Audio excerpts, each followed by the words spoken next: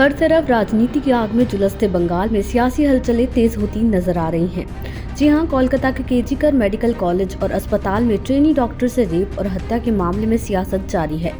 एक तरफ जहां भारतीय जनता पार्टी और तृणमूल कांग्रेस यानी टीएमसी लगातार एक दूसरे पर जुबानी हमले बोल रही है, तो वहीं दूसरी तरफ दोनों ही दल एक दूसरे के विरोध में विरोध प्रदर्शन भी कर रहे हैं। इसी कड़ी में अब बीजेपी के बंद के बाद टीएमसी ने सड़कों पर उतरने का फैसला किया है। आपको बता दें कि टीएमसी ने केंद्र सरकार से ट्रेनी डॉक्टर से रेप केस में जल्द न्याय दिलाने और रेप केस में फांसी की सजा का कानून पास कराने की मांग को लेकर पूरे पश्चिम बंगाल में आज यानी 31 अगस्त 2024 को विरोध प्रदर्शन करने का ऐलान किया है।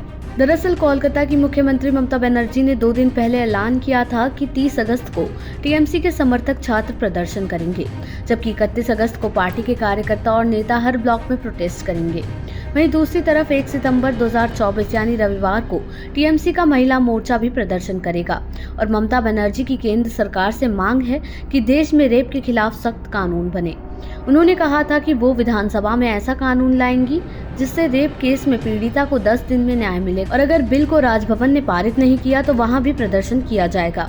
इन सबसे अलग आपको बता दें कि अब केंद्रीय महिला और बाल विकास मंत्री अन्नपूर्णा देवी ने पश्चिम बंगाल की मुख्यमंत्री ममता बनर्जी के दूसरे पत्र का जवाब दिया है, जिसमें बलात्कार और हत्या जैसे जघन्य अपराधों पर सख्त कानून और अनुकरणीय सजा की मांग की गई है।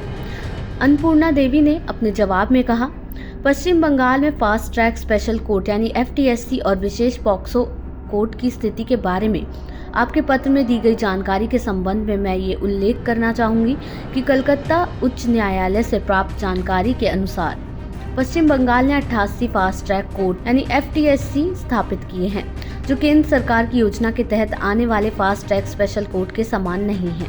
इसके साथ ही केंद्रीय मंत्री ने कहा कि जैसा कि देखा जा सकता है कि इस संबंध में आपके पत्र में दी गई जानकारी तथ्यात्मक रूप से गलत है और ऐसा लगता है कि ये राज्य का फास्ट ट्रैक विशेष कोर्ट यानी एफटीएससी को चालू करने में देरी को छुपाने की दिशा में उठाया गया कदम है। इसके आगे बात करते हुए केंद्रीय मंत्री अन्नपूर्णा देवी ने कहा कि महिलाओं के खिलाफ हिंसा और अपराध से निपटने के लिए केंद्र सरकार के बनाए गए कानून व्यापक और काफी कड़े हैं।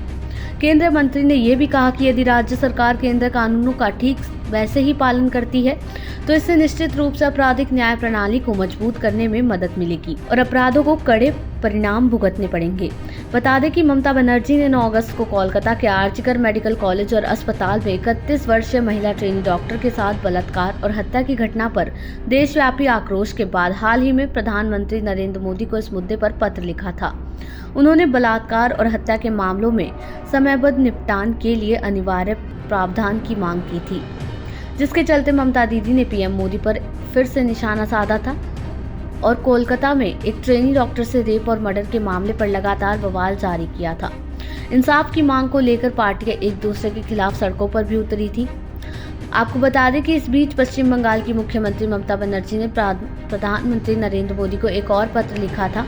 बनर्जी ने इस पत्र में रेप को लेकर अधिक सख्त कानून बनाने की अपील की। इस अपील के साथ इससे पहले भी बनर्जी ने पीएम मोदी को पत्र लिखा था। ममता बनर्जी ने पत्र में लिखा कि आपको 22 अगस्त को लिखा मेरा पत्र याद होगा, जिसमें लगातार बढ़ रही रेप की घटनाओं को लेकर सख्त कानून बनाने की जरूरत पर जोर दिया गया था, लेकिन इस संवेदनशील मुद्दे पर आपकी ओर से कोई जवाब नहीं मिला। हालांकि महिला और बाल विकास मंत्रालय से एक जवाब जरूर मिला, लेकिन मामले की गंभीरता के मद्देनजर ये नाकाफी है। मुझे लगता है कि इस मामले की गंभीरता की ओर पर्याप्त ध्यान नहीं दिया गया है। उन्होंने पत्र में कहा कि मैं आपसे अनुरोध करती हूं कि रेप से निपटने को लेकर सख्त कानून बनाने पर विचार किया जाए और इस तरह के जघन्य अपराधों को अंजाम देने वालों के लिए सख्त से सख्त सजा का प्रावधान किया जाए। साथ ही तय समय में रेप मामलों की सुनवाई की जाए। मुझे उम्मीद है कि इस मामले पर आपकी तरफ से गौर किया जाएगा। देश दुनिया की ऐसी ही तमाम खबरों के लिए देखते रहें समय डिजिटल।